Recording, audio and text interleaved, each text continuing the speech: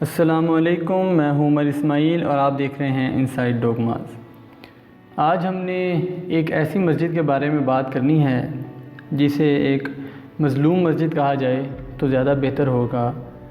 کیونکہ اس کی تاریخ ہی ایسی بن چکی ہے۔ یہ مسجد اسلام آباد کے اندر ایک علاقے ماڈل ٹاؤن میں واقع ہے جس کا نام جامعہ مسجد توحید ہے۔ یہ مسجد 30 سال قدیم ہے اور اس مسجد کو کچھ دن پہلے ہماری حکومت کی طرف سے چند چھوٹے عذر کی بنیاد پہ شہید کر دیا گیا۔ سب سے پہلے اگر ہم اس کی تاریخ کی بات کریں تو یہ مسجد 1988 کے اندر 1988 کے اندر تعمیر کی گئی اور ابھی اس کی تعمیر مکمل نہیں ہوئی تھی کہ اسے شہید کر دیا گیا، اور اس کے بعد ایک لمبے عرصے تک اس کو دوبارہ تعمیر نہ کیا جا سکا۔ اس کی دوبارہ تعمیر 1997 میں دوبارہ شروع ہوئی اور اس کے بعد یہ مسجد قائم ہوئی جو کہ 30 سال تک قائم رہی۔ اب دوبارہ اس مسجد کو جس بنیاد پہ شہید کیا گیا ہے کہ یہ مسجد کا کچھ حصہ شام الاٹ جگہ، یعنی کہ وہ جگہ جو کہ گورنمنٹ کی ملکیت ہے اس کے اوپر یہ قائم ہے، اس کا کچھ حصہ، اور اس کی وجہ سے اس کو شہید کیا گیا ہے۔ اس مسئلے کے بارے میں گورنر پنجاب چودھری سرور صاحب سے کئی دفعہ بات ہوئی کہ وہ اتھارٹی لیٹر جاری کریں، اور انہوں نے ہمیں بھی بری، لیکن کچھ ناگزیر وجوہات کی وجہ سے انہوں نے بعد میں اس سے ہاتھ اٹھا دیے۔ جب اس مسجد کو تعمیر کیا گیا تو اس پہ جو لاگت آئی تھی وہ 3 کروڑ روپے تھی، اور یہ مسجد اس وقت محکمہ اوقاف میں بھی رجسٹرڈ ہے۔ سب سے بڑی بات یہ ہے کہ جس عذر کی بنیاد پہ اس مسجد کو شہید کیا گیا ہے کہ CDA سے متعلق کوئی دستاویزات یعنی کوئی ڈاکومنٹس موجود نہیں ہیں، تو اس طرح کی تمام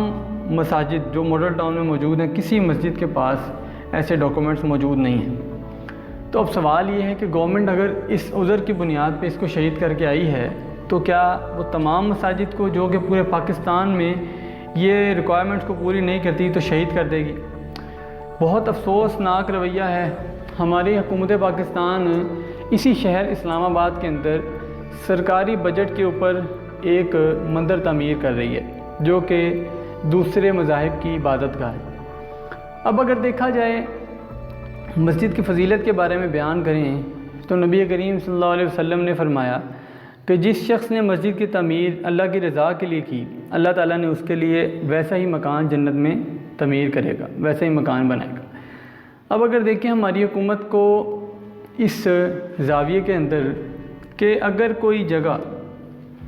اللہ کی رضا کے لیے تعمیر ہوئی ہے اور وہاں پہ مختلف مذاہب کے مختلف مکتبہ فکر کے لوگ اپنی عبادت کرتے ہیں، تو اس کو شہید کرنا ایک بہت ہی افسوسناک اور بہت ہی چھوٹی حرکت ہے۔ مسجد وہ واحد جگہ ہوتی ہے کہ جہاں پہ اللہ تعالیٰ بڑے چھوٹے کو، امیر اور غریب کو،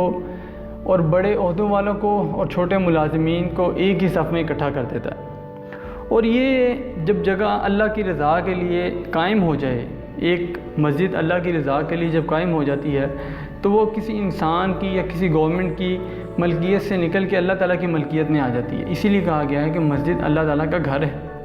اور وہ اپنے گھروں کی حفاظت کس طرح کرتا ہے یہ اللہ تعالیٰ کو خوب معلوم ہے۔ اگر اس کے بندے کسی طرح کی شرارت کر کے، کسی طرح کی شیطانی کر کے ان کو شہید کر دیتے ہیں تو اللہ تعالیٰ اپنے حکم سے، اپنی معصیت سے اسے دوبارہ تعمیر تو کروا دے گا، لیکن کیا وہ قیامت والے دن ایسے بندوں کی نجات فرمائے گا؟ اس کے بارے میں ان کو سوچنا چاہیے۔ سب سے بڑی وجوہات جو ہمارے لوگوں کے اندر آج کل آ رہی ہیں وہ یہ ہے کہ ہم اپنی موت کو بھول چکے ہیں، اور اس موت کو بھولنے کی وجہ سے ہم ایسے ایسے قدم اٹھاتے ہیں کہ جو کہ ہمارے لیے شدید نقصان دہ ثابت ہو سکتے ہیں۔ اب اگر دیکھیں یہی حکومت پاکستان نے 40 ایکڑ جگہ خرید کر اور 40 ارب روپے اپنی جیب سے خرچ کر کے گردوارہ تعمیر کروایا جو کہ دوسرے مذاہب کے لیے تعمیر ہوا، اور اس گردوارے کی وجہ سے فائدے جو ہوئے وہ ایک الگ جگہ پہ ہیں، لیکن کیا وہاں پہ اگر اتنا پیسہ خرچ کرنا مقصود تھا تو کیا مسجد کو ہم شہید نہ بھی کرتے تو کیا ہمارا گزارا ممکن نہیں تھا؟ اس کے بعد اب حکومت نے جو مندر کی 4 کنال جگہ ہندوؤں کے لیے سرکاری خرچ پہ بنانے کا جو وعدہ کیا ہے تو کیا اس کے نظر میں یہ اقدام ٹھیک ہے؟ یعنی اکثریت کی جو آبادی موجود ہے اس کے اندر ہم ان کے ساتھ یہ رویہ رکھ رہے ہیں، اور جو آبادی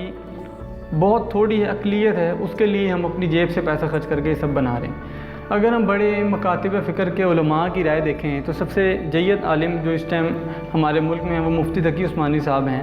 اور مفتی تقی عثمانی صاحب کی بھی یہی رائے ہے کہ سرکاری خرچ پہ ایسی جگہ کا تعمیر ہونا باعث افسوس ہے، کیونکہ اس کی تعمیر کی وجہ سے ملک میں جو انتشار کی، جو کہ ماحول کے اندر لڑائی جھگڑے کی فضا قائم ہوگی، وہ اس سے کئی زیادہ نقصان دہ۔ تو اگر کوئی